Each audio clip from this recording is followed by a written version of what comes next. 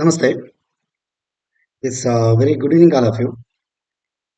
ಇವತ್ತಿನ ಒಂದು ಕ್ಲಾಸ್ ಏನಪ್ಪ ಅಂತ ದಟ್ ಇಸ್ NCBC ಬಗ್ಗೆ ಡಿಸ್ಕಸ್ ಮಾಡ್ತಾ ಹೋಗೋಣ. ಓಕೆನಾ? ಆಲ್ಮೋಸ್ಟ್ ನಾವು 10 ಡೇಸ್ ಅನ್ನ ರೀಚ್ ಮಾಡ್ತೀವಿ ಡೆಫಿನೆಟ್ಲಿ. ಓಕೆನಾ? ಅಷ್ಟು ಒಳಗಡೆ ಆದಷ್ಟು ಬೇಗನೆ ಮುಗಿಸಿ ಮತ್ತೊಂದ್ಸಲ ಎಲ್ಲವನ್ನೂ ಕೂಡ ಕಡಿಮೆ ಟೈಮ್ ಅಲ್ಲಿ ಒಂದು ಮ್ಯಾರಥಾನ್ ಸೆಷನ್ ಕೂಡ ಮಾಡೋಣ ಸಾಧ್ಯವಾದ್ರೆ. Don't worry. ಓಕೆ, ಯಾವುದೇ ಕಾರಣಕ್ಕೂ ಎಲ್ಲಿ ಹೆಚ್ಚಿನ ಅಂಕಗಳು ನಿಮ್ಗೆ ಬರಬೇಕು ಆ ನಿಟ್ಟಿನಲ್ಲಿ ಕೆಲಸ ಮಾಡೋಣ. Yes, let us begin. ನೋಡ್ತಾ ಹೋಗೋಣ. ದೆನ್ NCBC ಈ ಒಂದು ಕಮಿಷನ್ ಬಗ್ಗೆ, ಇದು ಒಂದೇ ಕಮಿಷನ್ ಬಗ್ಗೆ ನಾವು ಇವತ್ತು ಕ್ವಿಕ್ ಆಗಿ ಡಿಸ್ಕಸ್ ಮಾಡ್ತಾ ಹೋಗೋಣ. ಬಿಕಾಸ್ NCBC ಕಮಿಷನ್ ಅಂದ್ರೆ ಬಹಳ ಇಂಪಾರ್ಟೆಂಟ್ ರೀ. ಹಳೆ ST ಕಮಿಷನ್ ಇದೆ, SC ಕಮಿಷನ್ ಇದೆ, ರೈಟ್? ಬಹಳಷ್ಟು ಕಮಿಷನ್ಸ್ ಗಳು ಇಲ್ಲಿ ಇದಾವೆ. ಎಕ್ಸಾಮ್ಸ್ ಅಲ್ಲಿ ಇವುಗಳ ಬಗ್ಗೆ ಕೇಳ್ತಾರೋ ಬಿಡ್ತಾರೋದು ಸೆಕೆಂಡರಿ. ಓಕೆನಾ? Because this exam is related only to the OBC, right? Other backward ಕಮ್ಯುನಿಟಿಗಳು ಈ ಒಂದು ಕಮಿಷನ್ಗೆ ಸಂಬಂಧಪಟ್ಟಂತದ್ದು. ಹಾಗಾಗಿ ಇದನ್ನ ನಾವು ಚರ್ಚೆ ಮಾಡೋಣ. ಇನ್ ಕೇಸ್ ಇನ್ನು ಲಾಸ್ಟ್ ಒಂದು ಮ್ಯಾರಥಾನ್ ಸೆಷನ್ ಮಾಡ್ತಾರ್ರಿ, ಸೊ ಆ ಟೈಮಲ್ಲಿ ಬೇಕಾದ್ರೆ ಈ SC ST ಕಮಿಷನ್ ನ ಡಿಸ್ಕಸ್ ಮಾಡೋಣ. ಸೊ ಅದರಲ್ಲೂ ಕೂಡ ಅಷ್ಟೇನು ಜಾಸ್ತಿ ಡಿಫರೆನ್ಸ್ ಇಲ್ಲ. ಇದು SC ಕಮ್ಯುನಿಟಿಗೆ ಸಂಬಂಧಪಟ್ಟ ಕೆಲಸ ಮಾಡುತ್ತೆ, ಅದು ST ಕಮ್ಯುನಿಟಿಗೆ ಸಂಬಂಧಪಟ್ಟ ಕೆಲಸ ಮಾಡುತ್ತೆ.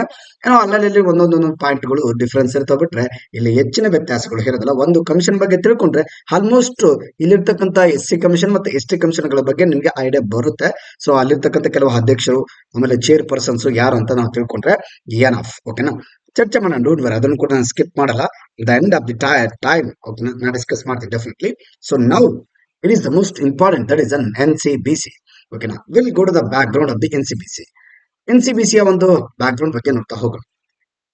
What is the background? ಯಾಕೆ ಈ ಒಂದು ಕಮಿಷನ್ ಅನ್ನು ತಂದ್ರು? ನಾನು ಆಗ್ಲೇ ಹೇಳಿದೆ, ಒಂದು ಕಮಿಟಿ ಅನ್ನೋದಕ್ಕೆ ಇರ್ತಕ್ಕಂತ ಒಂದು ಪವರ್ ಇದೆಯಲ್ರಿ. ಸೊ ಈ ಕಮಿಟಿಗಿಂತ ಹೆಚ್ಚಾಗಿ ಸೊ ಈ ಕಮಿಷನ್ಗೆ ಇರುತ್ತೆ, ಆಯೋಗಕ್ಕೆ ಇರುತ್ತೆ.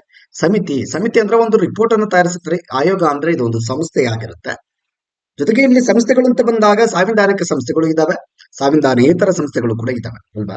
ಸಾಂವಿಧಾನಿಕ body, constitution body, also non constitutional bodies ಕೂಡ ನಮ್ಮಲ್ಲಿ ಇದಾವೆ ಅಲ್ವಾ? ಅದರಲ್ಲಿ NCBC ಅನ್ನೋ this is one of the constitutional body, right? ಈ ಕಾನ್ಸ್ಟಿಟ್ಯೂಷನ್ ಬಾಡಿಗೆ ಸಂಬಂಧಪಟ್ಟಂಗೆ ಚರ್ಚೆ ಮಾಡೋಣ. That is NCBC. ಸವಲತ್ತುಗಳು ಮತ್ತು ರಕ್ಷಣೆಗಾಗಿ ಹಿಂದುಳಿದ ವರ್ಗಗಳ ಸೇರ್ಪಡೆ ಮತ್ತು ಹೊರಗಿಡುವಿಕೆಯನ್ನು ಗುರುತಿಸಲು ಶಿಫಾರಸು ಮಾಡಲು ಶಾಶ್ವತ ಸಂಸ್ಥೆಯನ್ನು ರಚಿಸಲು ಸುಪ್ರೀಂ ಕೋರ್ಟ್ ಸರ್ಕಾರಕ್ಕೆ ನಿರ್ದೇಶನ ನೀಡಿದ ನಂತರ NCBCಯನ್ನ ಸ್ಥಾಪಿಸಲಾಗುತ್ತೆ. ಅಂದ್ರೆ ಈಗ ಸಾಕಷ್ಟು ಇದಕ್ಕೆ ಸಂಬಂಧಪಟ್ಟಂಗೆ ಕಾಯ್ದೆಗಳು ಬರ್ತವೆ. SCಗೆ ಆಗಿರ್ಬೋದು, STಗೆ ಆಗಿರ್ಬೋದು, ಅವೆಲ್ಲ ಮೊದಲು ಕೂಡಿದ್ದು ರೀ. SC ST ಕಮಿಷನ್ ಕಂಬೈನ್ ಇದು. ಇದು NCBC ಕಮಿಷನ್ ಆಗಿ ಸಪರೇಟ್ ಇತ್ತು. ಸೊ ಇಲ್ಲಿ ಒಂದು ಕಮಿಷನ್ ಅನ್ನ ಹೊರಗೆ ತರ್ತಾರೆ. That is by the order of the supreme court. ಓಕೆನಾ? ಸುಪ್ರೀಂ ಕೋರ್ಟ್ ನ ಒಂದು ಆದೇಶದ ಮೇರೆಗೆ ಇಲ್ಲಿ ಈ ಸುಪ್ರೀಂ ಕೋರ್ಟ್ ಒಪ್ಪಲೇಬೇಕ್ರಿ. ಪ್ರತಿಯೊಂದು ಯಾವುದೇ ಒಂದು ಕಾಯ್ದೆಗಳು ನನ್ನ ಸಂವಿಧಾನದಲ್ಲಿ ಆಗ್ಬೇಕಾದ್ರೆ ಅದಕ್ಕೆ ಬಹುಮತವಾಗಿ ಇದು ಸಂಪೂರ್ಣವಾಗಿ ಸುಪ್ರೀಂ ಕೋರ್ಟ್ ಒಪ್ಪಿಗೆ ಬೇಕಾಗುತ್ತೆ. ಬಿಕಾಸ್ ಬೇಕಾಗುತ್ತೆ ಅನ್ನೋದಕ್ಕಿಂತ ಹೆಚ್ಚಾಗಿ ಇಲ್ಲಿ ಎಲ್ಲದರಲ್ಲೂ ಕೂಡ ಸುಪ್ರೀಂ ಕೋರ್ಟ್ ಅದು ಬೇಡ ಅನ್ನಕ್ ಆಗೋದಿಲ್ಲ. ಓಕೆನಾ? ಸಂವಿಧಾನಕ್ಕೆ ಏನೋ ಧಕ್ಕೆ ಬರ್ತಿದ್ರೆ ಮಾತ್ರ ಸುಪ್ರೀಂ ಕೋರ್ಟ್ ಕಾಯ್ದೆಗಳನ್ನ ರದ್ದು ಮಾಡಬಹುದು, ಅದನ್ನ ನಲ್ ಅಂಡ್ ವೈಡ್ ಅಂತ ಹೇಳಬಹುದ್ರಿ. ಹಾಗಂತ ಸಂಸತ್ತು ಮಾಡ್ತಕ್ಕಂಥ ಎಲ್ಲಾ ಕಾಯ್ದೆಗಳನ್ನ ಅದು ರದ್ದು ಮಾಡಕ್ ಆಗೋದಿಲ್ಲ. ಓಕೆನಾ? ಅದಕ್ಕೆ ತನ್ನದೇ ಆದಂತ ಒಂದು ಲಿಮಿಟ್ಸ್ ಇರುತ್ತೆ. ಈ ಸಂಸತ್ತಿಗಾದ್ರೂ ಅಷ್ಟೇ ತನ್ನದೇ ಆದಂತ ಒಂದು ಲಿಮಿಟ್ಸ್ ಇರುತ್ತೆ. ನೋಡಿ, ಫೈನಲಿ ಸುಪ್ರೀಂ ಕೋರ್ಟ್ ಒಂದು ಆದೇಶದ ಮೇರೆಗೆ ಇಲ್ಲಿ ಒಂದು ರೀತಿಯ ಟ್ರಾನ್ಸ್ಪರೇಷನ್ ತರದು NCBCಗೆ ಸಂಬಂಧಪಟ್ಟಂತ ಈ ಹಿಂದುಳಿದ ವರ್ಗಗಳನ್ನ ಇನ್ನೂ ಅಭಿವೃದ್ಧಿ ಮಾಡಲು ಒಂದು ಉದ್ದೇಶದಿಂದ ಈ ಒಂದು ಆಯೋಗವನ್ನು ತರ್ತಾರೆ. ಯಾವಾಗ ತರ್ತಾರೆ? This was a response to the 1992. 1993 ಈ ಆಯೋಗ ಅಧಿಕೃತವಾಗಿ ರಚನೆ ಆಗುತ್ತೆ, ಕಾರ್ಯರೂಪಕ್ಕೆ ಬರುತ್ತೆ. ನೋಡಿ, 1997 ಇಂದಿರಾ ಸಾನ್ವಿ ಪ್ರಕರಣ ಆಗುತ್ತೆ. ನಿಮ್ಗೆ ಗೊತ್ತಿದೆ, ಇಂದಿರಾ ಸಾನ್ವಿ ಪ್ರಕರಣ ಆಗಿರ್ಬೋದು, ಮಂಡಲ್ ಕಮಿಷನ್ ಆಗಿರ್ಬೋದು, ಆ ಟೈಮಲ್ಲಿ ಬರ್ತವೆ. ಸೊ ಈ ಒಂದು ಇಂದಿರಾ ಸಾನ್ವಿ ಪ್ರಕರಣಕ್ಕೆ ಪ್ರತಿಕ್ರಿಯೆಯಾಗಿ ಈ ಆಯೋಗವನ್ನು ಮಂಡಲ್ ಆಯೋಗ ಎಂದು ಕರೀತಾರೆ. ಆಯೋಗ ರಚನೆ ಮಾಡ್ತಾರೆ, ನಂತರ ಅದು ಮಂಡಲ ಆಯೋಗ ಆಗುತ್ತೆ. ಮಂಡಲ ಆಯೋಗ ಏನ್ ಮಾಡುತ್ತೆ ಅಂತಂದ್ರೆ, ಮಂಡಲ ಆಯೋಗ ಕೆಲವು ಶಿಫಾರಸುಗಳನ್ನ ಮಾಡುತ್ತೆ. ಆ ಶಿಫಾರಸಿನ ಆಧಾರದ ಮೇಲೆ ಈ NCBCನ ರಚನೆ ಮಾಡ್ತಾರೆ. ನೆನಪಿರ್ಲಿ, ಇಂದಿರಾ ಸಾನ್ವಿ ಯಾವಾಗ ಪ್ರಕರಣ ಆಗುತ್ತೆ, ಅದಾದ ನಂತರ ಇಲ್ಲಿ ಮಂಡಲ ಆಯೋಗದ ವರದಿ ಶಿಫಾರಸಿನ ಆಧಾರದ ಮೇಲೆ ಸುಪ್ರೀಂ ಕೋರ್ಟ್ ಈ ಒಂದು NCBCಗೆ ಅನುಮತಿ ಕೊಡುತ್ತೆ. ಎಸ್, 102ನೇ ತಿದ್ದುಪಡಿಗೆ ಸಂಬಂಧಪಟ್ಟಂಗೆ ಡಿಸ್ಕಸ್ ಮಾಡೋದಾದ್ರೆ, 102ನೇ ಸಂವಿಧಾನಿಕ ತಿದ್ದುಪಡಿ ಕಾಯ್ದೆ 2018ರಲ್ಲಿ ಏನ್ ಮಾಡುತ್ತೆ? ರಾಷ್ಟ್ರೀಯ ಹಿಂದುಳಿದ ವರ್ಗಗಳ ಆಯೋಗಕ್ಕೆ ಒಂದು ಸಾಂವಿಧಾನಿಕ ಸ್ಥಾನಮಾನ ಯಾವುದೇ ಕಾಯ್ದೆ ಆಗ್ಲಿ ಎಲ್ಲದಕ್ಕೂ ಕೂಡ ಇಲ್ಲಿ ಸಾಂವಿಧಾನಿಕ ಸ್ಥಾನಮಾನ ಸಿಗೋದಿಲ್ರಿ, ಬಹಳ ಕಷ್ಟ. ಸಾಂವಿಧಾನಿಕ ಸ್ಥಾನಮಾನ ಸಿಗ್ಬೇಕಂದ್ರೆ ಅದು ಬಹಳ ಶಕ್ತಿಶಾಲಿ ಆಗಿರ್ಬೇಕ್ರಿ. ಇವನ್ ಆಲ್ಸೋ ಅದು ಬಹಳಷ್ಟು ಜನರಿಗೆ ಉಪಾಯಕಾರಿ ಆಗಿರ್ಬೇಕು, ಓಕೆನಾ, ಉಪಯೋಗ ಆಗಿರ್ಬೇಕು. ಅಂದ್ರೆ ಟೋಟಲ್ ಆಗಿ ಹೇಳೋದಾದ್ರೆ ಅದು ಬಹಳ ಇಂಪಾರ್ಟೆಂಟ್ ಆಗಿರ್ಬೇಕು, ಇಡೀ ಒಂದು ಸಮಾಜದಲ್ಲಿ ಅತಿ ಮುಖ್ಯವಾದಂತ ಒಂದು ವಿಷಯ ಆಗಿರ್ಬೇಕದು. ಎಸ್, 102ನೇ ಒಂದು ಸಾಂವಿಧಾನಿಕ ತಿದ್ದುಪಡಿ ಕಾಯ್ದೆ 2018 ರಾಷ್ಟ್ರೀಯ ಹಿಂದುಳಿದ ವರ್ಗಗಳ ಸಾಂವಿಧಾನಿಕ ತಿದ್ದುಪಡಿ ಯಾವಾಗ ಕೊಡ್ತಾರೆ, ಯಾವ ಒಂದು ತಿದ್ದುಪಡಿಯ ಮುಖಾಂತರ ಕೊಡ್ತಾರೆ ಅನ್ನೋದು ಇಲ್ಲಿ ಬಹಳ ಒಂದು ಇಂಪಾರ್ಟೆಂಟ್ ಆದಂತ ವಿಚಾರ ಆಗುತ್ತೆ. 102ನೇ ತಿದ್ದುಪಡಿ ಪ್ರಕಾರ ಸಾಂವಿಧಾನಿಕ ಸ್ಥಾನಮಾನ ಕೊಡ್ತಾರೆ. ಸಾಂವಿಧಾನಿಕ ಸ್ಥಾನಮಾನ ಕೊಟ್ಟಾಗ ಇದು ಬಹಳ ಶಕ್ತಿಶಾಲಿ ಆಗುತ್ತೆ ರೀ. ಈವನ್ ಆಲ್ಸೋ ನಮ್ಮ ಪಂಚಾಯತ್ಗೂ ಕೂಡ ಮೊದಲು ಸಾಂವಿಧಾನಿಕ ಸ್ಥಾನಮಾನ ಇರಲಿಲ್ಲ ಅಲ್ವಾ.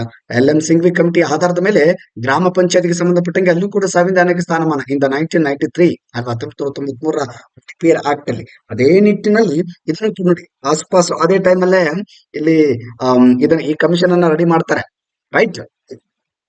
93ರಲ್ಲಿ ನಂತರ 2018ರಲ್ಲಿ ರೈಟ್ 2018ರಲ್ಲಿ ರಾಷ್ಟ್ರೀಯ ಒಂದು ಹಿಂದುಳಿದ ವರ್ಗಗಳ NCBC ಏನಾಗುತ್ತೆ, ಸಾಂವಿಧಾನಿಕ ಸ್ಥಾನಮಾನವನ್ನ ಪಡೆದುಕೊಳ್ಳುತ್ತೆ. ಗಟ್ಟಿ ಆಗುತ್ತೆ ಯಾವಾಗ ಸಂವಿಧಾನದ ಒಳಗಡೆ ಯಾವುದೇ ಒಂದು ವಿಷಯ ಹೋಗ್ರಿ ಹೈಯೆಸ್ಟ್ ಪವರ್ಫುಲ್ ಇರುತ್ತಾರೆ ಅದು, ಓಕೆನಾ, ಅತಿ ಹೆಚ್ಚು ಶಕ್ತಿಶಾಲಿ ಆಗಿರುತ್ತೆ. ನೆನಪಿಲ್ಲಿ ಸಾಮಾಜಿಕವಾಗಿ ಮತ್ತು ಶೈಕ್ಷಣಿಕವಾಗಿ ಹಿಂದುಳಿದ ವರ್ಗಗಳಿಗೆ ಸಂಬಂಧಿಸಿದಂತೆ ದೂರುಗಳು ಮತ್ತು ಕಲ್ಯಾಣ ಕ್ರಮಗಳನ್ನು ಪರಿಶೀಲಿಸುವ ಅಧಿಕಾರವನ್ನು ಇದು ಹೊಂದಿದೆ. ಹಿಂದೆ NCBC ಸಾಮಾಜಿಕ ನ್ಯಾಯ ಮತ್ತು ಸಬಲೀಕರಣ ಸಚಿವಾಲಯದ ಅಡಿಯಲ್ಲಿ ಶಾಸನಬದ್ಧ ಒಂದು ಸಂಸ್ಥೆಯೇ ಆಗಿತ್ತು. ಬಿಫೋರ್ ದಟ್ ಸ್ಟ್ಯಾಟ್ಯುಟರಿ ಬಾಡಿ ಆಗಿತ್ತು. 2018ಕ್ಕಿಂತ ಮುಂಚೆ ಒಂದು ಸಚಿವಾಲಯದ ಅಡಿಯಲ್ಲಿ ಒಂದು ಏನು ಶಾಸನಾತ್ಮಕ ಒಂದು ಸಂಸ್ಥೆ ಆಗಿತ್ತು, ಅಥವಾ ಶಾಸನಬದ್ಧ ಸ್ಟ್ಯಾಟ್ಯುಟರಿ ಬಾಡಿ ಅಂತ ಕರಿತೀವಿ. ಸ್ಟ್ಯಾಟ್ಯುಟರಿ ಬಾಡಿ ಅಂದ್ರೆ ಒಂದು ಶಾಸನ, ಒಂದು ಕಾಯ್ದೆ ಆಗುತ್ತೆ.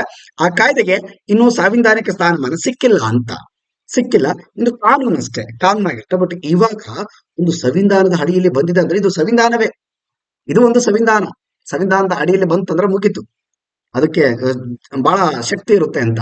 ಶಾಸನಬದ್ಧ ಸಂಸ್ಥೆ ಆದಾಗ ಒಂದು ಕಾನೂನು ಇಂಪ್ಲಿಮೆಂಟ್ ಕೆಲವು ಕಡೆ ನೆಗ್ಲೆಕ್ಟ್ ಮಾಡ್ತಾರೆ, ಕೆಲವು ಕಡೆ ಅಷ್ಟು ಟ್ರಾನ್ಸ್ಪರೆನ್ಸಿ ಆಗಿ ಮುಂದೆ ಬರೋದಿಲ್ಲ, ಡೆವಲಪ್ಮೆಂಟ್ ಆಗೋದಿಲ್ಲ.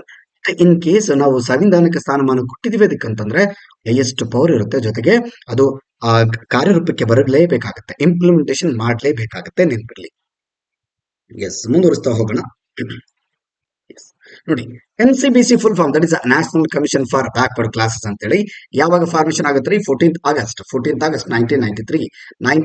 At the same time RDPR ಬರುತ್ತೆ ರೀ, RDPR ಆಕ್ಟ್ ನೆನಪಿಲಿ, ಇದನ್ನು ಕೂಡ ಸಂವಿಧಾನದಲ್ಲಿ ಸೇರಿಸ್ತಾರೆ. RDPR ಏನ್ರಿ ಇದು, rural development panchayat Raj act 1993. ನೆನಪಿರ್ಲಿ, ಸ್ವಲ್ಪ ಲಿಂಕ್ ಕೊಟ್ಕೊತ ಹೋಗ್ಬೇಕು, GK ಕ್ವಶನ್ಸ್ ಮೇ ಬಿ ಬಂದ್ರು ಬರ್ಬೋದ್ರಿ. ಅಟ್ ದ ಸೇಮ್ ಟೈಮ್ ಬಹಳ ಎರಡು ಪ್ರಮುಖವಾದ ಘಟನೆಗಳು ಆಗ್ತವೆ ಆ ಟೈಮಲ್ಲಿ.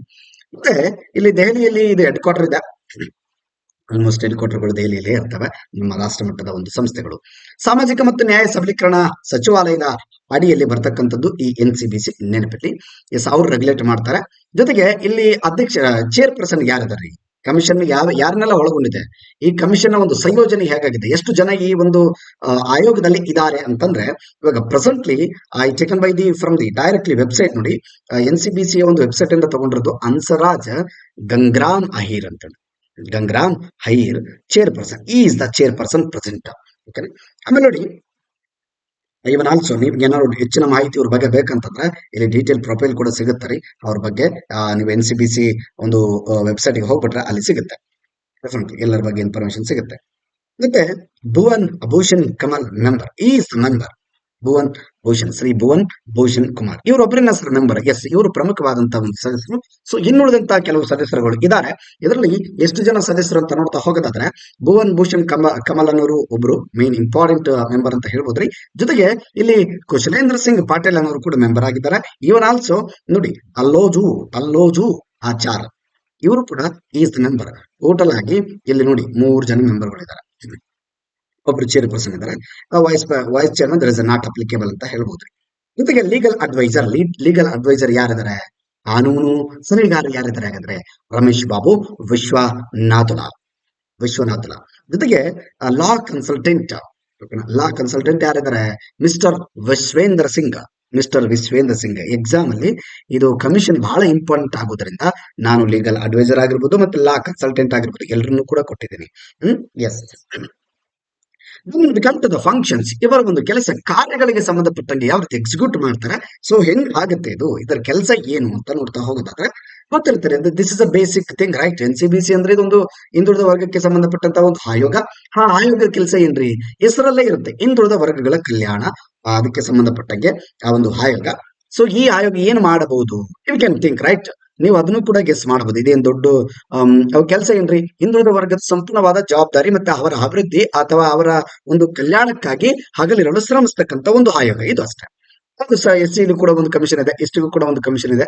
ಇವಾಗ ಅದರದ್ದೇ ಆದಂತ ಒಂದೊಂದು ಕಮಿಷನ್ಗಳು ಇದಾವೆ. ಅದೇ ನಿಟ್ಟಿನಲ್ಲಿ ಇದು ಕೂಡ ಹಿಂದುಳಿದ ವರ್ಗಗಳ ಅಭಿವೃದ್ಧಿಗಾಗಿ ಅವರ ಕಲ್ಯಾಣಕ್ಕಾಗಿ ಕೆಲಸ ಮಾಡುತ್ತೆ.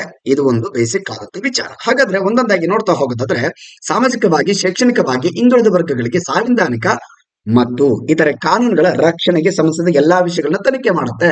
ಈ NCBCಗೆ ಸಂಬಂಧಪಟ್ಟಂಗೆ ಅಥವಾ ಹಿಂದುಳಿದ ವರ್ಗಕ್ಕೆ ಸಂಬಂಧಪಟ್ಟಂಗೆ ಏನಾದ್ರು ಅಲ್ಲಿ ಯಾವುದೇ ಒಂದು ಅವರ ವಿರುದ್ಧ ಕೇಸ್ ಆಗ್ಲಿ ಅಥವಾ ರಕ್ಷಣೆ ಆಗ್ಲಿ ಅವರ ರಕ್ಷಣೆ ಆಗ್ಲಿ ಮಾಡ್ತಕ್ಕಂಥ ಕೆಲಸ ಮಾಡ್ತಾರೆ. ಇದು ಮೇಲ್ವಿಚಾರಣೆ ಮಾಡುವುದು, ಒಂದು ಸಮುದಾಯದ ಮೇಲ್ವಿಚಾರಣೆ ಮಾಡುವುದು, ಅವರ ಕೆಲಸವನ್ನ ಮೌಲ್ಯಮಾಪನ ಮಾಡುತ್ತೆ, ಇವ್ಯಾಲ್ಯುವೇಟ್ ಮಾಡುತ್ತೆ.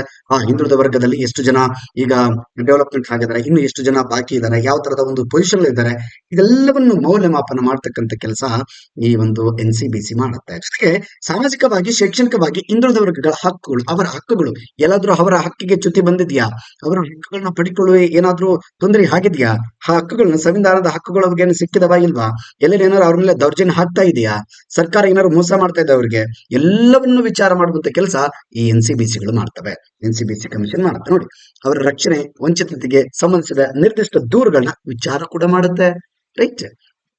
ನೆಕ್ಸ್ಟ್ ನೋಡಿ, ಸಾಮಾಜಿಕವಾಗಿ ಶೈಕ್ಷಣಿಕವಾಗಿ ಹಿಂದುಳಿದ ವರ್ಗಗಳ ಸಾಮಾಜಿಕ ಆರ್ಥಿಕ ಅಭಿವೃದ್ಧಿಯ ಕುರಿತು ಭಾಗವಹಿಸುವುದು ಮತ್ತು ಸಲಹೆ ನೀಡುವುದು ಕೂಟದ ರಾಜ್ಯದ ಅಡಿಯಲ್ಲಿ ಅವರ ಅಭಿವೃದ್ಧಿ ಪ್ರಗತಿಯ ಮೌಲ್ಯಮಾಪನ. ಡೆಫಿನೆಟ್ಲಿ ನಾನು ಆಗ್ಲೇ ಹೇಳಿದೆ, ಅವರ ಅಭಿವೃದ್ಧಿ ಎಷ್ಟು ಮಟ್ಟಿಗೆ ಆಗಿದೆ, ಈ ವರ್ಷದ ಅಭಿವೃದ್ಧಿ ಏನಾಗಿದೆಪ್ಪ ಅವರ ಒಂದು ಸಮುದಾಯದಲ್ಲಿ.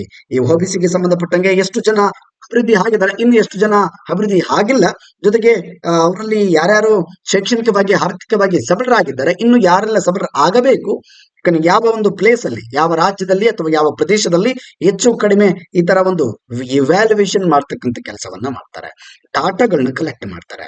ಯಾರ್ಯಾರಿಗೆ ಕರೆಕ್ಟ್ ಆಗಿ ಇಲ್ಲಿ ರಿಸರ್ವೇಶನ್ ಹೋಗ್ಬೇಕು, ಅವರಿಗೆ ಕೆಲವು ಯೋಜನೆಗಳು ಇರ್ತವೆ, ಸ್ಕೀಮ್ಗಳು ಇರ್ತವೆ, ಆ ಸ್ಕೀಮ್ಗಳು ತಲುಪಿದವಾಗಿಲ್ವಾ, ಎಲ್ಲವನ್ನು ಕೂಡ ಒಂದು ಫ್ಯಾಮಿಲಿ ಇದು. It is head of the family ಅಂತಾನೆ ಹೇಳ್ಬೋದು. ಈ ಒಂದು ಸಮುದಾಯಕ್ಕೆ ಸಂಬಂಧಪಟ್ಟಂಗೆ ಇದು ಸಂಪೂರ್ಣವಾದ ಒಂದು ರಕ್ಷಣೆ ಅಥವಾ ಜವಾಬ್ದಾರಿಯನ್ನು ವಹಿಸುತ್ತೆ. ಈ NCBC ಹಿಂದುಳಿದ ವರ್ಗಗಳನ್ನ ಸಂಪೂರ್ಣವಾಗಿ ರಕ್ಷಣೆ, ಟೋಟಲಿ ಒನ್ ಮ್ಯಾನ್, ಒಂದು ಲೀಡರ್ ಅಂತಾನೆ ಹೇಳ್ಬೋದ್ರಿ. ಈ ಸಮುದಾಯದ ನಾಯಕ ಯಾರು, NCBC ಕಮಿಷನ್. ಇವನ್ ಆಲ್ಸೋ SCಗೆ ಸಂಬಂಧಪಟ್ಟಂಗೆ ಅದರದ್ದೊಂದು ಕಮಿಷನ್. ಏನೇ ಜವಾಬ್ದಾರಿ ಬರಲ್ರಿ, ರಾಷ್ಟ್ರ ಮಟ್ಟದಲ್ಲಿ ಯಾವುದೇ ಒಂದು ತೊಂದರೆಗಳಾಗ್ಲಿ ಮೊದಲು ಬಂದು ನಿಲ್ಲದು ಆ ಆಯೋಗಗಳು ಅವರ ಪರವಾಗಿ, ನೆನಪಿರಲಿ. ಎಸ್ ನೋಡಿ, ಸಂವಿಧಾನದ ಅಡಿಯಲ್ಲಿ ಯಾವ ರೀತಿ ಇದಾವೆ. ನಮ್ಮ ಸಂವಿಧಾನ ಓದದೆ ಒಂದು ನಮ್ಮ ಅದೃಷ್ಟ ರೀ. ಎಸ್, ರಕ್ಷಣೆಗಳ ಕಾರ್ಯನಿರ್ವಹಣೆ ಕುರಿತು ವಾರ್ಷಿಕವಾಗಿ ಒಂದು ರಿಪೋರ್ಟ್ ಅನ್ನು ಕೂಡ ತಯಾರಿಸ್ತಾರೆ. ಸೊ ಸೂಕ್ತವೆಂದು ಪರಿಗಣಿಸಬಹುದಾದ ಇತರೆ ಸಮಯಗಳಲ್ಲಿ ಅಧ್ಯಕ್ಷರಿಗೆ ಅಂದ್ರೆ ಪ್ರೆಸಿಡೆಂಟ್ಗೆ ಇವರೇನ್ ಮಾಡ್ತಾರೆ, ಡೈರೆಕ್ಟ್ ಆಗಿ ವರದಿಗಳನ್ನ ಸಲ್ಲಿಸ್ತಾರೆ. ಪ್ರೆಸಿಡೆಂಟ್ ಕೂಡ ಅಷ್ಟೇ, ಎಲ್ಲ ಇಡೀ ದೇಶವನ್ನ ಒಂದು ಏನಂತಾರೆ ತನ್ನ ಮೇಲೆ ಹೊತ್ಕೊಂಡು ಅದರ ರಕ್ಷಣೆಯನ್ನು ಮಾಡುವಂತ ಕೆಲಸ ಪ್ರೆಸಿಡೆಂಟ್ ಮಾಡ್ತಾ ಇರ್ತಾರೆ. ಪ್ರೆಸಿಡೆಂಟ್ ಅಂದ್ರೆ ಒಂದ್ ರೀತಿ ಮನೆಯಲ್ಲಿ ತಾತ ಇರ್ತಾನೆ ನೋಡ್ರಿ, ಮನೆಯಲ್ಲಿ ತಾತ ಇರ್ತಾನೆ, ಓಕೆನಾ, ತಾತ ಇರ್ತಾನೆ, ಅಪ್ಪ ಕೂಡ ಇರ್ತಾನೆ ಅನ್ಕೊಳ್ಳಿ. ಅಪ್ಪನಿಗೆ ಹೆಚ್ಚಿನ ಅಧಿಕಾರ ಇರುತ್ತೆ, ರೈಟ್, ಅಪ್ಪನಿಗೆ ಹೆಚ್ಚಿನ ಅಧಿಕಾರ ಇರುತ್ತೆ, ಬಟ್ ತಾತ ಹೇಳಿದಂಗೆ ಮಾಡ್ಬೇಕಾಗುತ್ತೆ ಅಪ್ಪ ಕೂಡ, ಅಲ್ವಾ. ಮೀನ್ಸ್ ಇಲ್ಲಿ ನಾವು ಕಂಪೇರ್ ಮಾಡೋದು ಪ್ರೆಸಿಡೆಂಟ್ ನ ತಾತಗೆ ಹೋಲಿಸಬಹುದು, ಇಲ್ಲಿ ಅಪ್ಪನ ಇವನ್ ಆಲ್ಸೋ ನೀವು PM ಗೆ ಹೋಲಿಸಬಹುದ್ರಿ.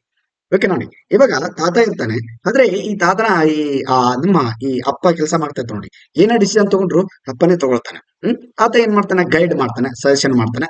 ಜೊತೆಗೆ ಸಂಪೂರ್ಣ ಒಂದು ಮನೆಯ ಪ್ರಾಪರ್ಟಿ ಯಾರ ಹೆಸರು ಇರ್ತಾರೆ, ಈ ತಾತನ ಹೆಸರಲ್ಲಿ ಇರುತ್ತೆ. ಸಂಪೂರ್ಣ ಅವರ ಪ್ರಾಪರ್ಟಿ ಆಸ್ತಿ ಯಾರ ಹೆಸರು ಇರುತ್ತೆ, ಈ ಹೆಸರು ಈತನ ತಾತನ ಹೆಸರು ಇರುತ್ತೆ. ಆದ್ರೆ ಅಪ್ಪ ಅದನ್ನೆಲ್ಲ ನೋಡ್ಕೊಳ್ತಾನೆ. ಜೊತೆಗೆ ಇಲ್ಲಿ ಸಂಪೂರ್ಣವಾದ ಒಂದು ಏನ್ರಿ ಜವಾಬ್ದಾರಿ ಈ ಅಪ್ಪನಿಗೆ ಇರುತ್ತೆ. ಓಕೆನಾ, ಸಜೆಷನ್ ತಗೊಳ್ತಾನೆ, ಗೈಡ್ ಮಾಡ್ತಾನೆ ತಾತ, ರೈಟ್. ಅದೇ ರೀತಿ ನಮ್ಮ ಪ್ರೆಸಿಡೆಂಟ್ ನಮ್ಮ ಪ್ರಧಾನಮಂತ್ರಿಗಳಿಗೆ ಏನ್ ಮಾಡ್ತಾರೆ, ಏನು ಸಲಹೆಗಳನ್ನ ಕೊಡ್ತಾರೆ. ಕೆಲವು ರೀತಿಯಲ್ಲಿ ಹೇಳೋದಾದ್ರೆ ಗೈಡ್ ಮಾಡ್ತಾರೆ. ಇನ್ನೊಂದು ಹೇಳಿದ್ರೆ ಆಸ್ತಿ ತಾತನ ಹೆಸರಲ್ಲಿ ಇರುತ್ತೆ, ಅಂದ್ರೆ ಇಡೀ ನಮ್ಮ ದೇಶದ ಆಸ್ತಿ ಇದೇ ರಾಷ್ಟ್ರಪತಿ ಹೆಸರಲ್ಲಿ ಇರುತ್ತೆ. ಭಾರತದ ಸಂಪೂರ್ಣ ಆಸ್ತಿ ರಾಷ್ಟ್ರಪತಿಯವರ ಹೆಸರಲ್ಲಿ ಇರುತ್ತೆ. ಅದಕ್ಕಾಗಿನೇ ನಾನು ಇದನ್ನ ಹೇಳಿದೆ. ಸೊ ಅದೇ ರೀತಿಯಲ್ಲಿ ಇದು ಕೂಡ ನೋಡಿ, ಹಾಗಾಗಿ ಎಲ್ಲ ಸಮುದಾಯದವರ ಜವಾಬ್ದಾರಿ ಇವರಿಗೆ ಇರುತ್ತೆ ಪ್ರೆಸಿಡೆಂಟ್ಗೆ. ವರದಿ ಸಲ್ಲಿಸಿದರೆ ಸಾಮಾಜಿಕವಾಗಿ ಶೈಕ್ಷಣಿಕವಾಗಿ ಹಿಂದುಳಿದ ವರ್ಗಗಳ ರಕ್ಷಣೆ, ಕಲ್ಯಾಣ, ಸಾಮಾಜಿಕ ಆರ್ಥಿಕ ಅಭಿವೃದ್ಧಿಗಾಗಿ ಆ ರಕ್ಷಣೆಗಳು ಮತ್ತು ಇತರೆ ಕ್ರಮಗಳನ್ನು ಪರಿಣಾಮಕಾರಿಯಾಗಿ ಅನುಷ್ಠಾನಗೊಳಿಸಲು ಒಕ್ಕೂಟ ಅಥವಾ ರಾಜ್ಯವು ತೆಗೆದುಕೊಳ್ಳಬೇಕಾದ ಕ್ರಮಗಳ ಬಗ್ಗೆ ಪರಿಶೀಲನೆ ಕೂಡ ಮಾಡ್ತಾರೆ, ಶಿಫಾರಸನ್ನು ಕೂಡ ಮಾಡ್ತಾರೆ. ಏನಾದ್ರು ಹೆಚ್ಚು ಕಮ್ಮಿ ಅಲ್ಲಿ ಅಭಿವೃದ್ಧಿ ಆಗ್ಬೇಕಾ, ಅವರು ಒಂದು ಕಲ್ಯಾಣಕ್ಕಾಗಿ ಅನುಷ್ಠಾನಗೊಳಿಸುವ ಒಂದು ಕೆಲಸಗಳನ್ನ ಇಲ್ಲಿ ರಾಷ್ಟ್ರಪತಿಗಳು ಸಲಹೆ ಕೊಡ್ತಾರೆ. ಜೊತೆಗೆ ಇಡೀ ಒಂದು ಮಿನಿಸ್ಟ್ರಿಗಳು ಇರ್ತವೆ, ಅದಕ್ಕೆ ಸಂಬಂಧಪಟ್ಟಂಗೆ ಆ ಮಿನಿಸ್ಟ್ರಿಗಳು ಸಲಹೆ ಕೊಡ್ತಾರೆ, ಸಹಾಯ ಮಾಡ್ತಾರೆ. ಕಮಿಷನ್ಗಳು ಸಂಪೂರ್ಣವಾದ ಒಂದು ನಾಯಕತ್ವವನ್ನ ವಹಿಸಿಕೊಂಡು ಅವರ ಅಭಿವೃದ್ಧಿ ಮಾಡುವ ನಿಟ್ಟಿನಲ್ಲಿ ಬಹಳಷ್ಟು ಒಂದು ಪ್ರಮುಖ ಪಾತ್ರವನ್ನು ವಹಿಸ್ತಾರೆ ಅಂತ ಹೇಳಿದ್ರೆ ತಪ್ಪಾಗದು. ಅಧ್ಯಕ್ಷರು ನಿರ್ದಿಷ್ಟಪಡಿಸಬಹುದಾದಂತೆ ನೋಡಿ, ಸಾಮಾಜಿಕವಾಗಿ ಶೈಕ್ಷಣಿಕವಾಗಿ ಹಿಂದುಳಿದ ವರ್ಗಗಳ ರಕ್ಷಣೆ, ಕಲ್ಯಾಣ, ಅಭಿವೃದ್ಧಿ ಮತ್ತು ಪ್ರಗತಿಗೆ ಸಂಬಂಧಿಸಿದಂತೆ ಇತರೆ ಕಾರ್ಯಗಳನ್ನ ನಿರ್ವಹಿಸುವುದು. ಯಾವುದೇ ರೀತಿಯಲ್ಲಿ ನಾವು ನೋಡಿ ಇಷ್ಟೆಲ್ಲ ಓದಿದ್ವಿ, ಇಷ್ಟೆಲ್ಲ ವಿಷಯಗಳಲ್ಲಿ ಇರ್ತಕ್ಕಂಥ ಒಂದೇ ಒಂದು ಕಾಮನ್ ವರ್ಡ್ ಏನಂತಂದ್ರೆ, ಕಾಮನ್ ವಿಷಯ ಏನಂತಂದ್ರೆ ನಿಜ ಅವರ ಅಭಿವೃದ್ಧಿ ಮತ್ತು ರಕ್ಷಣೆ. ಇಡೀ ಸಂಪೂರ್ಣವಾದ ಒಂದು ವಿಚಾರವನ್ನ ಹೋದಾಗ ನಮ್ಗೆ ಕಾಣಿಸ್ತಕ್ಕಂಥ ಕೆಲವೇ ವಿಷಯಗಳು ಅಭಿವೃದ್ಧಿ ಮತ್ತು ರಕ್ಷಣೆ, ಅವರ ಸಂಪೂರ್ಣ ಅಭಿವೃದ್ಧಿ, ರಕ್ಷಣೆ, ಇದಿಷ್ಟೇ. ದಿಸ್ ಇಸ್ ಒಂದ್ ರೀತಿ ಕನ್ಕ್ಲೂಷನ್ ಅಂತ ಹೇಳ್ಬೋದ್ರಿ, ರೈಟ್? ನೀವು ಸಾರಾಂಶ ಬರೆಯೋದಾದ್ರೆ ಅಥವಾ ಒಂದೇನು ಲಾಸ್ಟ್ ಕನ್ಕ್ಲೂಷನ್ ಬರಿತಿರೋಡ್ರಿ, ಉಪಸಂಹಾರ ಬರಿತಾಳ್ರಿ. ಉಪಸಂಹಾರ ಬರೀಬೇಕಾದ್ರೆ ಏನ್ ಬರಿತೀರಿ? ಒಂದು ಶೀರ್ಷಿಕೆ ಕೊಡ್ರಿ ನೀವು ಅಂತಂದಾಗ ಇಷ್ಟಕ್ಕೆ ಇದೆಲ್ಲ ವಾಕ್ಯ ಹೇಳೋ ಬದಲಿಗೆ ಅವರ ಅಭಿವೃದ್ಧಿ ಮತ್ತು ರಕ್ಷಣೆ ಮಾಡ್ತಕ್ಕಂಥ ಕೆಲಸ ಈ NCBC ಅದಕ್ಕೆ ಆ ಒಂದು ಪಾತ್ರವನ್ನು ವಹಿಸುತ್ತೆ ಅಂತ ಹೇಳಿದ್ರೆ ಸಾಕಾಗುತ್ತೆ. ಮುಂದೆ ಕಮ್ಟದ ಪವರ್ಸ್, ಇವರಿಗೆ ಏನೆಲ್ಲ ಅಧಿಕಾರಗಳಿದಾವೆ, ಏನ್ ಮಾಡ್ಬೋದ್ರಿ? ಹಿಂದುಳಿದ ವರ್ಗಗಳ ಇಷ್ಟೊತ್ತು ಹೋದ್ವಲ್ಲ, ಹೆಚ್ಚು ಕಮ್ಮಿ ಅದೇ ತರ ಇರ್ತವೆ. ಓದನ ಹಿಂದುಳಿದ ವರ್ಗಗಳ ರಾಷ್ಟ್ರೀಯ ಆಯೋಗ ಹಲವು ಅಧಿಕಾರಗಳನ್ನು ಹೊಂದಿದೆ. ಅವುಗಳಂದ್ರೆ ಯಾವ? ಒಂದು ಇನ್ವೆಸ್ಟಿಗೇಷನ್ ಮಾಡಬಹುದ್ರಿ. ಇನ್ವೆಸ್ಟಿಗೇಷನ್ ಅವರ ಒಂದು ಸಮುದಾಯಕ್ಕೆ ಸಂಬಂಧಪಟ್ಟಂಗೆ ಏನೆಲ್ಲ ಅನ್ಯಾಯ ಆಗಿದೆ ಅಥವಾ ಯಾರಿಗೆಲ್ಲ ನ್ಯಾಯ ಬೇಕು ಅದನ್ನು ತನಿಖೆ ಮಾಡುವಂತ ಕೆಲಸ ಮಾಡ್ತಾರೆ. ಅವರಿಗೆ ರಕ್ಷಣೆ ನೋಡಿ, ಆ ವರ್ಗಗಳ ರಕ್ಷಣೆಗೆ ಸಂಬಂಧಿಸಿದ ವಿಷಯಗಳ ಮೇಲ್ವಿಚಾರಣೆ ಅವರು ಮಾಡಬಹುದು. ಜೊತೆಗೆ ಲೀಗಲ್ ಕಾನೂನನ್ನ ಒಂದು ಕ್ರಮಗಳನ್ನು ಕೂಡ ತೆಗೆದುಕೊಳ್ಳಬಹುದು. ಅವರ ಮೇಲೆ ಅಷ್ಟೊಂದು ಅಥಾರಿಟಿ ಇರುತ್ತೆ ಇವರಿಗೆ. ನೋಡಿ, ಸಮನ್ಸ್ ಮಾಡಬಹುದು ಅವರಿಗೆ, ಆ ಜನರನ್ನು, ಅಥವಾ ದಾಖಲೆಗಳನ್ನ ವಿನಂತಿಸಬಹುದು, ಕೇಳಬಹುದು, ದಾಖಲೆ ಪುರಾವೆಗಳನ್ನ ಪಡಿಬಹುದು, ರಿಪೋರ್ಟ್ಗಳನ್ನ ಅಥವಾ ರಿಕ್ವೈರ್ಮೆಂಟ್ಸ್ ಗಳನ್ನ, ಎನ್ಕ್ವೈರಿಗಳನ್ನ ಕೂಡ ಮಾಡಬಹುದು. NCBC ಕಾನೂನು ಕ್ರಮ ಕೂಡ ತೆಗೆದುಕೊಳ್ಳಬಹುದ್ರಿ. ಅವ್ರ ಮೇಲೆ ಕೇಸ್ ಹಾಕಿ ಬಿಡಬಹುದ್ರಿ, ಅಷ್ಟು ಅಥಾರಿಟಿ ಇರುತ್ತೆ ಇವರಿಗೆ ಲೀಗಲ್ ಆಕ್ಷನ್ ತಗೊಳ್ಳೋದಕ್ಕೆ. ಆಮೇಲೆ ನೀತಿ ಸಲಹೆಯನ್ನು ಕೂಡ ಮಾಡ್ತಾರೆ, ಪಾಲಿಸಿ ಅಡ್ವೈಸ್. ಹಿಂದುಳಿದ ವರ್ಗಗಳ ಮೇಲೆ ಪರಿಣಾಮ ಬೀರುವ ನೀತಿಗಳ ಕುರಿತು NCBC ಕೇಂದ್ರ ಮತ್ತು ರಾಜ್ಯ ಸರ್ಕಾರಗಳಿಗೆ ಸಲಹೆ ನೀಡುತ್ತದೆ. ನೋಡಿ, ಹಿಂದುಳಿದ ವರ್ಗಗಳ ಮೇಲೆ ಪರಿಣಾಮ ಬೀರುವ ನೀತಿಗಳ ಕುರಿತು NCBC ಕೇಂದ್ರ ಮತ್ತು ರಾಜ್ಯಗಳ ಸರ್ಕಾರಗಳ ಸಲಹೆ ನೀಡುತ್ತದೆ. ಕೇಂದ್ರ ಸರ್ಕಾರ ಮತ್ತು ರಾಜ್ಯ ಸರ್ಕಾರಗಳಿಗೆ ಏನಾದ್ರೂ ಇವರ ಒಂದು ಪರವಾಗಿ ಯಾವ್ದಾದ್ರು ಕಾನೂನು ತಂದ್ರು ಅಥವಾ ಯಾವುದೇ ಕಾಯ್ದೆ ತಂದ್ರು ಅಥವಾ ಮಸೂದೆಯನ್ನ ಪಾಸ್ ಮಾಡ್ತಾ ಇದ್ದಾರೆ ಅಥವಾ ಇನ್ನು ಏನಾದ್ರು ಸ್ಕೀಮ್ಗಳು ತರ್ತಾ ಇದಾರೆ ಅಂತಂದ್ರೆ ಅವರ ಪ್ರಯುಕ್ತ, ಅವರ ಒಂದು ಇಡೀ ಒಂದು ಸಮುದಾಯದ ಪರವಾಗಿ ಇವರೇನ್ ಮಾಡ್ತಾರೆ ಅಂತಂದ್ರೆ NCBC ಅವರು ಸರ್ಕಾರಕ್ಕೆ ಸಲಹೆಯನ್ನ ಕೊಡ್ತಾರೆ. ರಾಜ್ಯ ಸರ್ಕಾರ ಆಗಿರ್ಬೋದು, ಕೇಂದ್ರ ಸರ್ಕಾರ ಆಗಿರ್ಬೋದು, ನೋಡಿ ಅವರಿಗೆ ಸಲಹೆ ಕೊಟ್ಟು ಅವರಿಂದ ಕೆಲವು ಕೆಲಸಗಳನ್ನ ಮಾಡಿಸಿಕೊಳ್ಳುವಂತ ಒಂದು ಪಾಲಿಸಿ ಕೂಡ ಇವರ ಹತ್ರ ಇರುತ್ತೆ. ಅಷ್ಟು ಅಧಿಕಾರ ಕೂಡ ಅಥವಾ ಅವರಿಗೆ ಆ ರೈಟ್ಸ್ ಇರುತ್ತೆ. ವರದಿ ಬರೀತಾರೆ, ರಿಪೋರ್ಟ್ ನ ರಾಷ್ಟ್ರಪತಿ ಅವರಿಗೆ ಕೊಡಬಹುದು. ವಾರ್ಷಿಕವಾದಂತಹ ಒಂದು ರಿಪೋರ್ಟ್ ಗಳನ್ನ ರಾಷ್ಟ್ರಪತಿ ಅವರಿಗೆ ಕೊಡಬಹುದು. ಈ ರಾಷ್ಟ್ರಪತಿಗಳಂತವ್ರು ಎಲ್ಲಾ ಸಮುದಾಯಗಳ ಒಂದು ಚಿಂತನೆಯನ್ನ ಮಾಡ್ತಾ ಇರ್ತಾರೆ ನಮ್ಮ ರಾಷ್ಟ್ರಪತಿಗಳು. ಎಸ್, ಶಿಫಾರಸುಗಳನ್ನ ರೆಕಮೆಂಡೇಶನ್ಸ್ ಕೂಡ ಮಾಡ್ತಾರೆ. ಓಕೆನಾ? ಕೆಲವು ಕಾಯ್ದೆಗಳು ತಂದ್ರೆ ಇನ್ನು ಕೆಲವು ಕಮಿಟಿಗಳನ್ನ ಮಾಡ್ತಾರೆ. ಇದಕ್ಕೆ ಸಂಬಂಧಪಟ್ಟಂಗೆ ವರದಿ ಸಲ್ಲಿಸಲಿಕ್ಕೆ ಒಂದು ಸಮಿತಿಯನ್ನ ಮಾಡ್ತಾರೆ. ಆ ಸಮಿತಿಗೆ ಸಂಬಂಧಪಟ್ಟಂಗೆ ಇವರು ಕೆಲವು ಶಿಫಾರಸುಗಳನ್ನು ಕೂಡ ತಮ್ಮದೇ ಆದ ರೀತಿಯಲ್ಲಿ ಮಾಡಬಹುದು. ರಕ್ಷಿಸಲು, ಅಭಿವೃದ್ಧಿಪಡಿಸಲು, ನೋಡಿ ಮುನ್ನಡೆಸಲು ಕ್ರಮಗಳನ್ನು NCBC ಶಿಫಾರಸು ಮಾಡುತ್ತದೆ.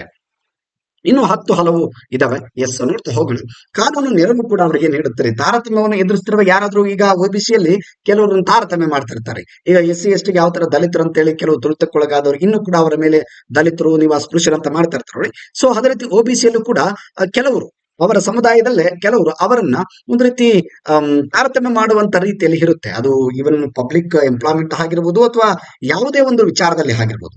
ತಾರತಮ್ಯ ಎದುರಿಸ್ತಿರುವ ಅಂತವರ ಪರವಾಗಿ ಕಾನೂನು ನೆರವು ಕೂಡ ನಮ್ಮ NCBC ಕೊಡುತ್ತೆ. ಹಕ್ಕುಗಳನ್ನು ನಿರಾಕರಿಸಲ್ಪಟ್ಟ ಹಿಂದುಳಿದ ವರ್ಗಗಳಿಗೆ NCBC ಕಾನೂನು ನೆರವು ಕೂಡ ನೀಡುತ್ತದೆ. ಮಾನಿಟರಿಂಗ್, ಮೇಲ್ವಿಚಾರಣೆ ಕೂಡ ಮಾಡುತ್ತಾರೆ. ಮೇಲ್ವಿಚಾರಣೆ ನಾನು ಆಗ್ಲೇ ಹೇಳಿದೆ, ಇದು ಎಡ್ರಿ ಪ್ರೀತಿ OBCಗೆ ಹೆಡ್ ಅಂತ ಅನ್ಕೊಳ್ಳಿ. ಲೀಡರ್ ಇಡೀ ಭಾರತ ದೇಶದಲ್ಲೇ ಲೀಡರ್ ಯಾರು ಸರ್ ಅಂತಂದ್ರೆ ದಟ್ ಇಸ್ NCBC. OBCಗೆ ಅಷ್ಟು ಮಟ್ಟಿಗೆ ಶಕ್ತಿಯನ್ನ ಹೊಂದಿರುತ್ತಾರೆ.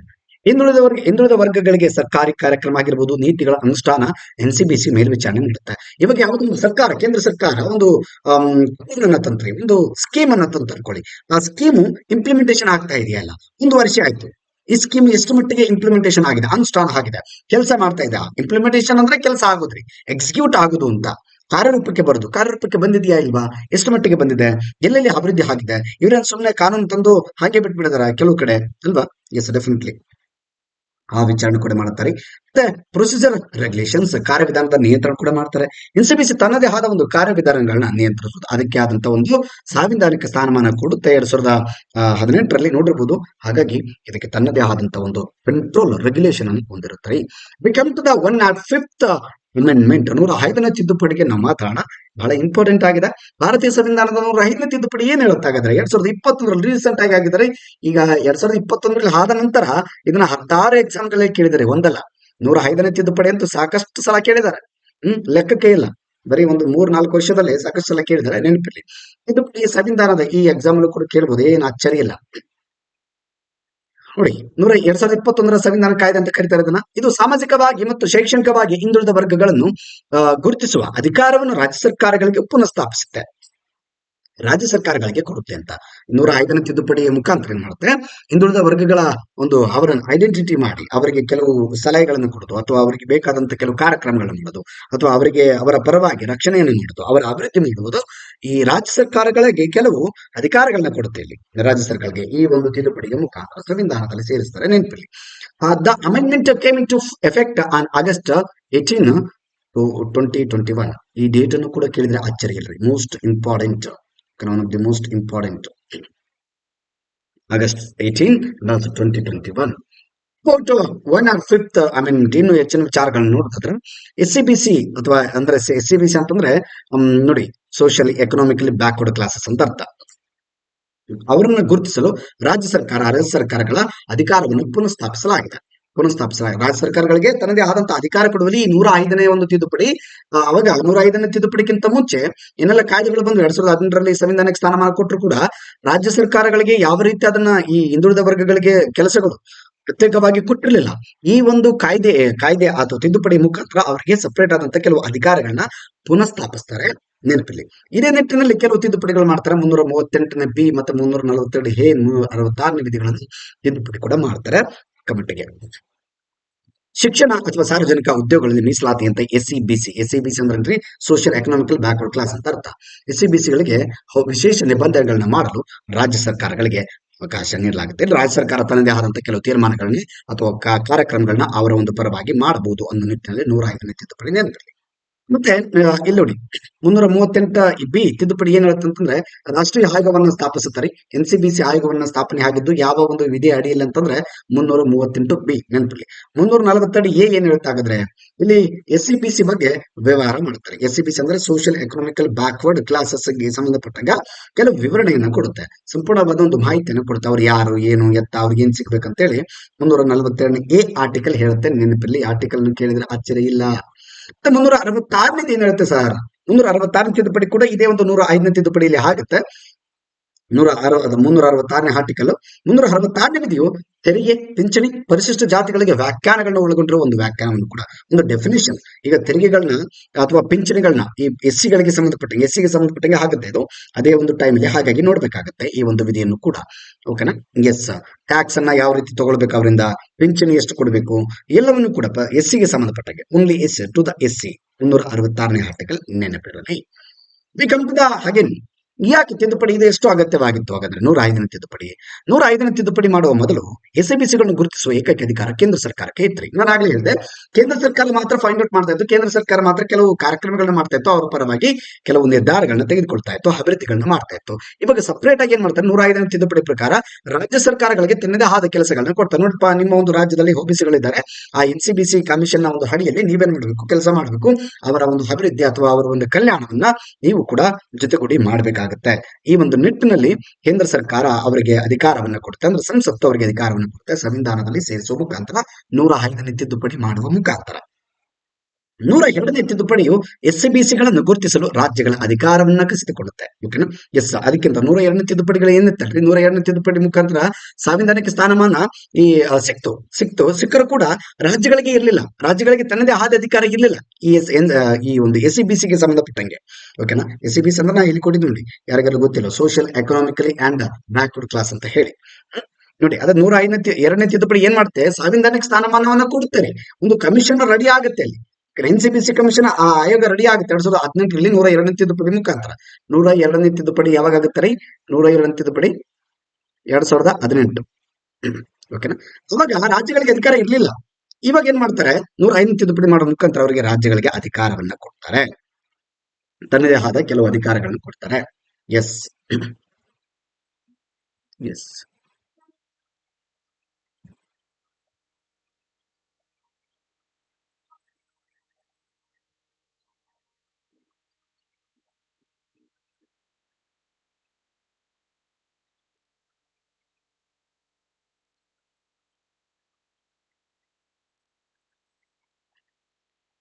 ನೋಡಿ ಇಲ್ಲಿ ಒಂದು ಕ್ವಶನ್ ಇದೆ ರೀ, ಇಲ್ಲಿ ಒಂದು ಕ್ವಶನ್ ಇದೆ. V have the one question even also they asked in the UPSC prelims 2023 2023 ಕಳೆದ ವರ್ಷದಲ್ಲಿ ಎಕ್ಸಾಮ್ ಅಲ್ಲಿ ಕೇಳಿರ್ತಕ್ಕಂಥ ಒಂದು ಕ್ವಶನ್ ಏನಿದೆ ಅಂತಂದ್ರೆ, ನೋಡಿ ಇಂಥವೆಲ್ಲ ಕೇಳ್ತಾರೆ ನೆನಪಿರ್ಲಿ. ಈ ಕೆಳಗಿನಗಳಲ್ಲಿ ಯಾವ ಸಂಸ್ಥೆ ಸಾಂವಿಧಾನಿಕ ಸಂಸ್ಥೆಗೆ ಆಗಿದೆ ಅಂತ. ಇಷ್ಟು 4 ಕೊಟ್ಟಿದ್ದಾರೆ, 4 ಸಂಸ್ಥೆಗಳನ್ನ ಕೊಟ್ಟಿದ್ದಾರೆ. ಈ 4ರಲ್ಲಿ ಯಾವೆಲ್ಲ ಎಷ್ಟು ಸಾಂವಿಧಾನಿಕ ಸಂಸ್ಥೆಗಳಾಗಿದ್ದಾವೆ? 4ರಲ್ಲಿ ಕಾನ್ಸ್ಟಿಟ್ಯೂಷನಲ್ ಬಾಡಿಗಳನ್ನ, ಆ ಕಾನ್ಸ್ಟಿಟ್ಯೂಷನಲ್ ಸ್ಟೇಟಸ್ ಅನ್ನ ಒಂದು ಅನ್ವಯಿಸ್ತಕ್ಕಂತ ಸಂಸ್ಥೆಗಳು, ಆಯೋಗಗಳು ಯಾವುವು? ಒಂದು ರಾಷ್ಟ್ರೀಯ ಹಿಂದುಳಿದ ವರ್ಗಗಳ ಆಯೋಗ, ರಾಷ್ಟ್ರೀಯ ಮಾನವ ಹಕ್ಕುಗಳ ಆಯೋಗ, ರಾಷ್ಟ್ರೀಯ ಕಾನೂನು ಆಯೋಗ, ಜೊತೆಗೆ ರಾಷ್ಟ್ರೀಯ ಗ್ರಾಹಕ ವಿವಾದ ಪರಿಹಾರ ಆಯೋಗ. ಈ ಇಷ್ಟು 4 ಆಯೋಗಗಳಲ್ಲಿ ಎಷ್ಟು ಆಯೋಗ ಹೇಳಿ? ಆಪ್ಷನ್ ಎ ಒಂದೇನಾ ಅಥವಾ 2 ಅಥವಾ 3 ಅಥವಾ 4? ಎಲ್ಲವೂ ಸರಿನಾ? ಎಷ್ಟು ಆಯೋಗಗಳು? ದೆನ್ ನೋಡ್ರಿ ಇಲ್ಲಿ ಹೇಳ್ತಾ ಹೋಗ್ತೀನಿ, this is only right, only right. ರಾಷ್ಟ್ರೀಯ ಹಿಂದುಳಿದ ಆಯೋಗ ಮಾತ್ರ ಇಲ್ಲಿ ಕಾನ್ಸ್ಟಿಟ್ಯೂಷನಲ್ ಬಾಡಿ ಆಗುತ್ತೆ, ಸಾಂವಿಧಾನಿಕ ಸ್ಥಾನಮಾನವನ್ನು ಪಡ್ಕೊಳ್ಳುತ್ತೆ, ಸಂವಿಧಾನದಲ್ಲಿ ಸೇರುತ್ತೆ. ಆದರೆ ಮಾನವ ಹಕ್ಕುಗಳ ಆಯೋಗ this is a non constitutional body and also NLA there is a national law commission. ಈ this is also non constitutional body. Even also, National Consumer Disputes Redressal and Commission. This is also, ರಾಷ್ಟ್ರೀಯ ಗ್ರಾಹಕ ವಿವಾದ ಪರಿಹಾರ ಆಯೋಗ. ಇದು ಕೂಡ non constitutional body, not a constitutional body. It's only ಇದು ಕೂಡ NCBC ಇದಲ್ಲ, ಇದು ನಾನ್ ಕಾನ್ಸ್ಟಿಟ್ಯೂಷನಲ್ ಬಾಡಿ. ನೋಡಿ NHRAC ಇದು ಒಂದೇ ಕಾನ್ಸ್ಟಿಟ್ಯೂಷನಲ್ ಬಾಡಿ ಆಗುತ್ತೆ. ಸೊ ಹಾಗಾಗಿ one is right. This is only right ಯಾರ್, only correct. Last previous year question ಅಲ್ಲಿ ಕೇಳಿದ ನೋಡಿ. ನಾಳೆ ಇದೇ ಕ್ವಶನ್ ಡೈರೆಕ್ಟ್ ಆಗಿ ಕಾಪಿ ಪೇಸ್ಟ್ ಮಾಡಬಹುದ್ರಿ, ಯಾರಿಗೆ ಗೊತ್ತು, ಹೇಳಕ್ ಆಗೋದಿಲ್ಲ. Because we have the NCBC only important. ಈ ಕ್ವಶನ್ ಅಲ್ಲಿ NCBC ಅಷ್ಟೇ ಇಂಪಾರ್ಟೆಂಟ್, ಇಲ್ಲಿ ಬಿಟ್ಟರೆ ಬೇರೆ ಯಾವ ಆನ್ಸರೇ ಇಲ್ಲ. ಹಾಗಾದ್ರೆ ಒಂದು ಸರಿ ನಾನು ಕಾನ್ಸ್ಟಿಟ್ಯೂಷನ್ ಬಾಡಿಗಳನ್ನ ಯಾವಂತ ನೋಡ್ಕೊಂಬೋಣ, ನಿಮಗೆ GK ಕೂಡ ಯೂಸ್ ಆಗುತ್ತೆ, ಇವನ್ ಆಲ್ಸೋ ಸ್ಪೆಸಿಫಿಕ್ ಪೇಪರ್ ಕೂಡ ಇದು ಯೂಸ್ ಆಗುತ್ತೆ. Election commission of India, this is also constitutional body. ಚುನಾವಣಾ ಆಯೋಗ. ಇವು UPSC ಕೂಡ ಹೌದು, ಸ್ಟೇಟ್ PSC ಇದೆ ಅಲ್ರಿ, KPSC, ಅದು ಕೂಡ ಕಾನ್ಸ್ಟಿಟ್ಯೂಷನ್ ಬಾಡಿ ಆಗುತ್ತೆ. ನೋಡಿ FCI, finance commission of India, goods and GST ಕೂಡ ಕಾನ್ಸ್ಟಿಟ್ಯೂಷನ್ ಬಾಡಿ. ನೋಡಿ ನೆನಪಿರ್ಲಿ, ಎಕ್ಸಾಮ್ ಅಲ್ಲಿ ಕೇಳಿದಾರೆ ಇದನ್ನ, ಕಾನ್ಸ್ಟಿಟ್ಯೂಷನ್ ಬಾಡಿನ ಅಥವಾ ನಾನ್ ಕಾನ್ಸ್ಟಿಟ್ಯೂಷನ್ ಬಾಡಿನ ಅಂತ ಹೇಳಿ. ಇವು ಎಲ್ಲವೂ ಕೇಳಿಬಿಟ್ಟಿದ್ದಾರೆ ಆಲ್ಮೋಸ್ಟ್ ಎಕ್ಸಾಮ್ ಅಲ್ಲಿ. ನೋಡಿ ST ಕಮಿಷನ್, ಇದು SC ಕಮಿಷನ್, ಇದು ST ಕಮಿಷನ್. ಓಕೆನಾ? ಇದು NCBC ಬ್ಯಾಕ್ವರ್ಡ್ ಕಮಿಷನ್ ಗೆ ಸಂಬಂಧಪಟ್ಟಂಗೆ. ಮತ್ತೆ special officers for linguistic minorities, ಕೆಲವು ಮೈನಾರಿಟಿಗೆ ಸಂಬಂಧಪಟ್ಟಂಗೆ ಆ ಒಂದು ಇದು ಕೂಡ ಕಾನ್ಸ್ಟಿಟ್ಯೂಷನಲ್ ಬಾಡಿ ಆಗುತ್ತೆ. ಮತ್ತೆ control and auditor general of India CAG, ಇವರು ಕೂಡ ಕಾನ್ಸ್ಟಿಟ್ಯೂಷನಲ್ ಬಾಡಿ ಆಗ್ತಾರೆ. ಜೊತೆಗೆ ಅಟಾರ್ನಿ ಜನರಲ್ AGI, ಇವರು ಕೂಡ ಕಾನ್ಸ್ಟಿಟ್ಯೂಷನಲ್ ಬಾಡಿ ಅಡಿಯಲ್ಲೇ ಬರ್ತಾರೆ. ಜೊತೆಗೆ ಅಡ್ವೊಕೇಟ್ ಜನರಲ್ ಆಫ್ ಸ್ಟೇಟ್, ರಾಜ್ಯಕ್ಕೆ ಅಡ್ವೊಕೇಟ್ ಜನರಲ್ ಇರ್ತಾರಲ್ರಿ, ಸೊ ಅದೇ ರೀತಿಯಲ್ಲಿ ಅಟಾರ್ನಿ ಜನರಲ್ ಅಂದ್ರೆ ದೇಶದಲ್ಲಿ ಇರ್ತಾರೆ, ಅಡ್ವೊಕೇಟ್ ಜನರಲ್ ಅಂದ್ರೆ ರಾಜ್ಯದಲ್ಲಿ ಇರ್ತಾರೆ.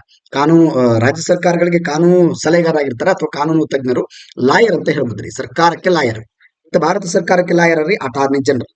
ಇವರಿಬ್ರು ಕೂಡ ಏನ್ ಮಾಡ್ತಾರೆ, ನಮ್ಮ ಸಂವಿಧಾನದ ಒಂದು ಅಡಿಯಲ್ಲಿ ಬರ್ತಾರೆ, ಸಂವಿಧಾನದ ಭಾಗ ಆಗ್ತಾರೆ, ಸಂವಿಧಾನ ಸಂಸ್ಥೆ ಆಗ್ತಾರೆ, ಕಾನ್ಸ್ಟಿಟ್ಯೂಷನಲ್ ಬಾಡಿ ಆಗ್ತಾರೆ. This is all about today's class ರೀ. ಇದು ಇವತ್ತಿಗೆ ನಾವು ಕಂಪ್ಲೀಟ್ ಮಾಡೋಣ. ನಾಳೆ ಕ್ಲಾಸ್ ಅಲ್ಲಿ 6ನೇ ಚಾಪ್ಟರ್ ನ ಡಿಸ್ಕಸ್ ಮಾಡೋಣ. That is this act 1990 act. Very important act ರೀ. It is in the entire specific paper ಗೆ ಸಂಬಂಧಪಟ್ಟಂಗೆ ಇದು ಬಹಳ ಇಂಪಾರ್ಟೆಂಟ್ ಆಗುತ್ತೆ. ಇಲ್ಲಿ ಕೆಲವು ಆರ್ಟಿಕಲ್ಸ್ ಗಳು ಇದಾವೆ, ಆ ಆರ್ಟಿಕಲ್ಸ್ ಅಥವಾ ಸೆಕ್ಷನ್ಸ್ ಗಳನ್ನ ನೋಡ್ತಾ ಹೋಗೋಣ, ಯಾವ ಇಂಪಾರ್ಟೆಂಟ್ ಅಂತೇಳಿ ನಾಳೆ ತರಗತಿಯಲ್ಲಿ ನೋಡೋಣ. ಡೆಫಿನೆಟ್ಲಿ ನಿಮ್ಮ ಅಭಿಪ್ರಾಯಗಳನ್ನ ಅಥವಾ ನಿಮ್ಮ ಸಲಹೆಗಳನ್ನ ಏನೇ ಇದ್ರು ಕಮೆಂಟ್ ಅಲ್ಲಿ ಬಹಳ ವಿವರವಾಗಿ ನನಗೆ ಹಾಕಿ. ಯಾಕಂತಂದ್ರೆ ನಿಮ್ಮ ಒಂದು ಮನಸ್ಸಲ್ಲಿ ಅಥವಾ ನಿಮ್ಮ ಒಂದು ಎಕ್ಸ್ಪೆಕ್ಟೇಷನ್ ಯಾವ ತರ ಇರುತ್ತೆ ಅಂತ ನನಗೂ ಗೊತ್ತಾಗ್ಬೇಕು. ಅಂದಾಗಲೇ ಇಲ್ಲಿ ಏನಾದ್ರು ಚೇಂಜಸ್ ಮಾಡ್ಲಿಕ್ಕೆ ನನಗೂ ಕೂಡ ಸಾಧ್ಯ ಆಗುತ್ತೆ, ಅಥವಾ ಇನ್ನೂ ಹೆಚ್ಚಿನ ಮಾಹಿತಿಗಳನ್ನ ತರಲಿಕ್ಕೆ ಸಾಧ್ಯ ಆಗುತ್ತೆ. ಡೆಫಿನೆಟ್ಲಿ ನಿಮ್ಮ ಫ್ರೆಂಡ್ಸ್ಗಳಿಗೂ ಶೇರ್ ಮಾಡಿ, ಸಬ್ಸ್ಕ್ರೈಬ್ ಮಾಡಿ, ನನ್ನ ಒಂದು ಯೂಟ್ಯೂಬ್ ಕಮೆಂಟ್ ಬಾಕ್ಸ್ ಅಲ್ಲಿ ನಿಮ್ಮ ಒಂದು ಒಪಿನಿಯನ್ ಗಳನ್ನ ಶೇರ್ ಮಾಡಿ ದಯವಿಟ್ಟು. ಆನ್ಸರ್ ಮಾಡಲಿಲ್ಲ, ನಿನ್ನೆ ನಾನು ಒಂದು ಕ್ವಶನ್ ಕೇಳಿದ್ದೆ, ಅದಕ್ಕೆ ಆನ್ಸರ್ ಯಾರು ಕೂಡ ಮಾಡಿಲ್ಲ. Definitely I will go to the answer. ಅದಕ್ಕೆ ಆನ್ಸರ್ ಮಾಡ್ತಾ ಹೋಗ್ತೀನಿ. ಯಾವ್ದು ಕ್ವಶನ್ ಕೇಳಿದ್ವಿ ನಾವು ಲಾಸ್ಟ್ ಟೈಮ್ ನೋಡಿ. ಹಾ ಇಲ್ಲಿ ಭಾರತದಲ್ಲಿ ಕೆಲವರನ್ನ ಅಪ್ಪರ್ ಒಬಿಸಿ ಅಂತ ಕರಿತಾ ಇದ್ರು. ಅವ್ರು ಯಾರು? ಈ ಕೆಳಗಿನವರಿಗೆ ಯಾರು ಅಲ್ಲ. ಈ ಉತ್ತರ ಭಾರತದಲ್ಲಿ ಆಲ್ಮೋಸ್ಟ್ ಯಾದವರು ಮತ್ತೆ ಕುರ್ಮಿಸ್ಗಳು, ಕೊಯ್ರಿಸ್ಗಳು ಈ ಮೂವರು ಅಪ್ಪರ್ ಒಬಿಸಿಗಳು ಹಾಕ್ತಾರೆ. ಯಾಕಂದ್ರೆ ಒಬಿಸಿಗಳಲ್ಲಿ ಇವರು ಮೇಲ್ಜಾತಿ ಅಂತ ಕರೀತಾರೆ. ಆದ್ರೆ ಈ ಪಾಳೆಗಾರ ಅನ್ನೋದು ಇದು ದಕ್ಷಿಣ ಭಾರತದ ಒಂದು ಒಬಿಸಿ ರೀ, ಉತ್ತರ ಭಾರತದ ಅಲ್ವೇ ಅಲ್ಲ. This is South India OBC ಅಡಿಯಲ್ಲಿ ಬರ್ತಾರೆ, ನೆನಪಲ್ಲಿ. ದೆನ್ ದ ಆನ್ಸರ್ ಇಸ್ ಯಾವ್ದ್ರಿ? ಇದೆ. ಇದು ಅಲ್ಲ. ಯಾವ್ದು ಅಲ್ಲ ಅಂತ ಕೇಳಿದ್ರಿ, ಯಾರು ಅಲ್ಲ ಅಂತ ಕೇಳಿದ್ರಿ, ದೆನ್ ರೈಟ್. ಈ ರೀತಿಯಲ್ಲಿ ಕ್ವಶನ್ ನೋಡಿ, ಯಾರು ಕೂಡ ಆನ್ಸರ್ ಮಾಡಲಿಲ್ಲ. ಡೆಫಿನೆಟ್ಲಿ ಇರ್ಲಿ, ಆದಷ್ಟು ಇಂಟ್ರೆಸ್ಟ್ ಕಳ್ಕೊಬೇಡ್ರಿ. ಓದ್ತೀರಾ ಸ್ವಲ್ಪ ಎಫೆಕ್ಟಿವ್ ಆಗಿ ಬಹಳ ಅಲರ್ಟ್ ಇಂದ ಎಕ್ಸಾಮ್ಸ್ಗೆ ಪ್ರಿಪೇರ್ ಹಾಕಿ. ಎಸ್, ಓಕೆನಾ? ಯಾಕಂತಂದ್ರೆ ಪ್ರತಿಫಲ ಏನಿರ್ತಲ್ರಿ, ಪ್ರತಿಫಲನ ನಾವು ಎಕ್ಸ್ಪೆಕ್ಟೇಷನ್ ಮಾಡಬಾರ್ದು. ನಮ್ಮ ಶ್ರಮದ ಮೇಲೆ ಪ್ರತಿಫಲ ಇದ್ದೇ ಇರುತ್ತೆ, ಅದು ಡೆಫಿನೆಟ್ಲಿ. ನಿಮ್ಮ ಶ್ರಮ ಯಾವ ರೀತಿ ಇರುತ್ತೆ ಅದಕ್ಕೆ ತಕ್ಕ ಪ್ರತಿಫಲ ಸಿಗುತ್ತೆ. ಅದನ್ನ ಯಾರು ಕೂಡ ತಪ್ಸಕ್ಕಾಗೋದಿಲ್ಲ. ಡೆಫಿನೆಟ್ಲಿ ಬರೆದಿಟ್ಕೊಳ್ಳಿ. Thank you.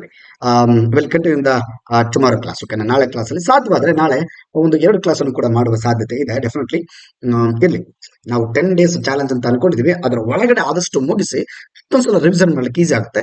ಬೇಕಾದ್ರೆ ಸಾಧ್ಯವಾದರೆ ಇನ್ನೂ ಎಕ್ಸ್ಟ್ರಾ ಮಾಹಿತಿಯನ್ನು ಕೂಡ ನಾವು ಓದೋಣ. Thank you.